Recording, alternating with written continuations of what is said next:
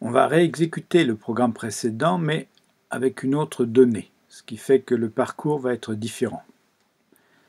Alors, même programme, on démarre l'exécution, bouton exécuter, lire et mettre dans mémoire numéro 9, la case de saisie est activée, cette fois on entre juste le nombre 1. OK, c'est mis dans la mémoire 9, on continue, curseur 1, mémoire 9 dans A, on exécute, A contient 1. On continue, mémoire 9 plus A dans A. Là, ça va faire 1 plus 1, 2, à mettre dans A, mais 2, on peut le calculer sans débordement. En binaire, ça fait 1, 0, puis avec les 0 devant. Donc, cette fois, il n'y a pas eu de débordement. La diode de débordement ne s'est pas allumée. On continue, curseur 3, saut à curseur plus 2 si débordement. Oui, mais il n'y a pas eu de débordement, donc on ne fait rien, et on passe à l'instruction suivante, curseur 4, saut à 6. Cette fois, c'est un saut, mais non conditionnel. De toute façon, on va mettre le curseur à 6, ce qui fait que la prochaine instruction à exécuter sera la numéro 6. Curseur 6. Instruction A à mettre dans mémoire 9. On l'exécute. Effectivement, la mémoire 9 contient A. On continue. Curseur 7. Afficher mémoire 9. On l'exécute. L'affichage s'active. On a bien le contenu de la mémoire 9 qui est affiché. Et on appuie sur OK pour continuer. On continue. Curseur 8. Instruction stop. On l'exécute. Et là, le programme est terminé. Alors, résumons un peu ce qu'on a vu de nouveau. Déjà, on a vu deux sortes d'instructions nouvelles, les sauts.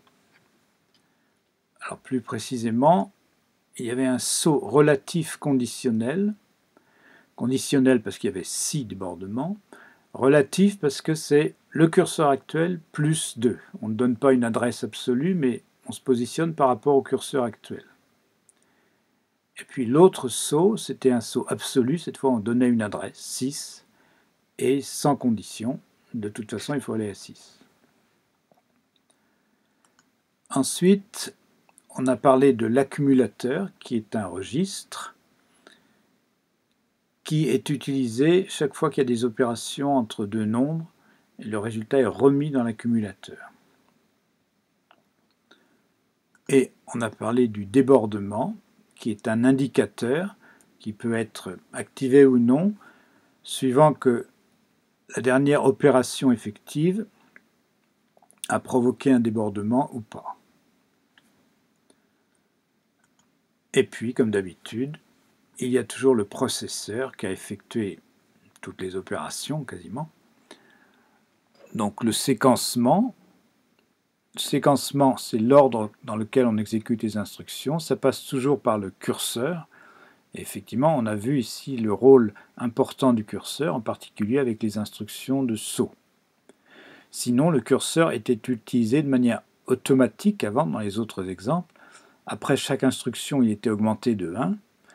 Mais ici, les sauts permettent de préciser exactement où on veut aller pour la prochaine instruction.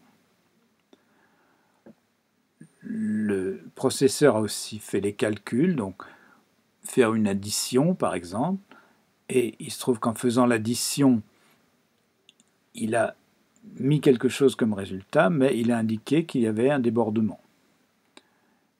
Et il s'est toujours occupé des interruptions, c'est-à-dire ce qui se produit quand on attend et qu'il faut appuyer sur un bouton pour recommencer.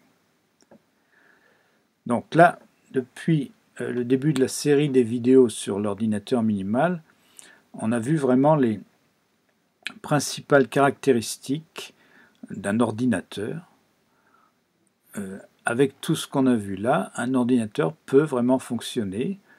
Et ici, il est minimal, il est élémentaire. La mémoire est limitée a 16 cases de mémoire qui ont chacune 8 bits, c'est vraiment très peu, mais c'est fonctionnel. On a vraiment un ordinateur en état de marche.